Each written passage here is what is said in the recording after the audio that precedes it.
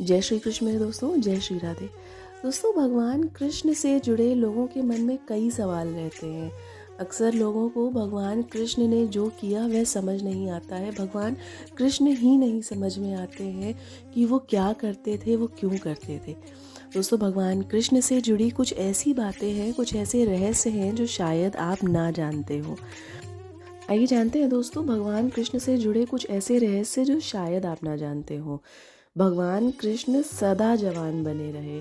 भगवान कृष्ण बचपन से लेकर जब तक उन्होंने अपनी लीला को विश्राम दिया, इस धरती से वह बैकुंठ वापस गए, तब तक वह सदा जवान रहे। भगवान कृष्ण कभी बूढ़े नहीं हुए।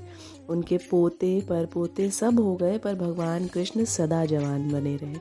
इसके बाद दोस्तों, भगवान कृष्ण के शरीर से एक गंध आती थी। भगवान कृष्ण के शरीर से हमेशा एक सुगंध उठती रहती थी, जिसको भगवान कृष्ण को अपने गुप्त अभियानों में छुपाने का भी प्रयास करना पड़ता था।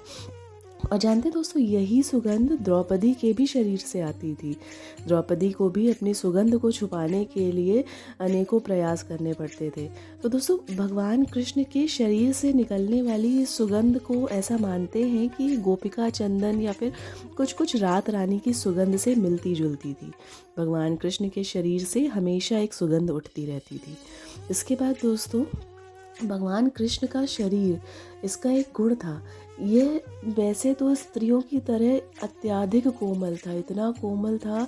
आपने सुना होगा कि भगवान के चरण, भगवान के कर, भगवान पूरे इतने कोमल हैं, इतने कोमल हैं। लेकिन यही कोमल शरीर जानते हैं दोस्तों, जब युद्ध के समय इतना कठोर हो जाता था, वज्र के समान कठोर हो जाता था। भगवान अपने शरीर को जब चाहते थे तब कोमल बना लेते थे, और जब चाहते थे तो वज्र के समान कठोर बना लेते थे। यह उनके शरीर का एक गुण था।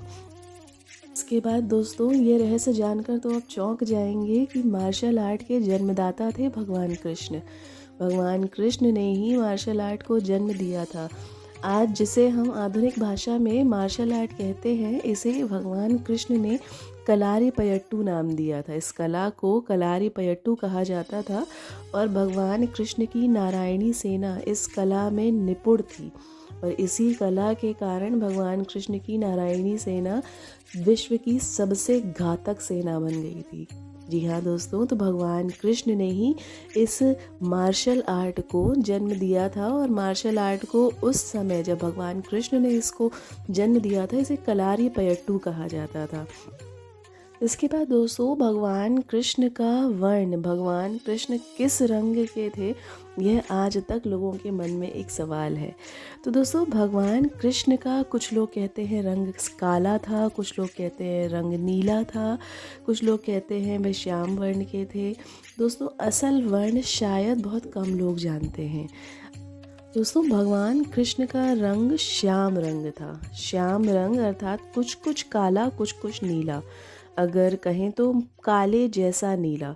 जैसे सूर्यास्त होता है, जब सूर्य अस्त होने वाला होता है तो आसमान का रंग कुछ काले जैसा नीला हो जाता है। तो दोस्तों, वो वर्ण था भगवान कृष्ण का। भगवान कृष्ण श्याम वर्ण के थे, और श्याम वर्ण का अर्थ होता है कुछ कुछ काला, कुछ कुछ नीला, कुछ नीले जैसा काला या फिर कुछ काले जैसा नीला। तो दोस्तों, ये वर्ण था भगवान कृष्ण का। ये थे कुछ रहस्य जो शायद बहुत कम लोग जानते होंगे भगवान कृष्ण के विषय में।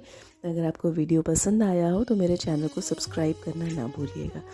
जय श्री कृष्ण, जय श्री राधे।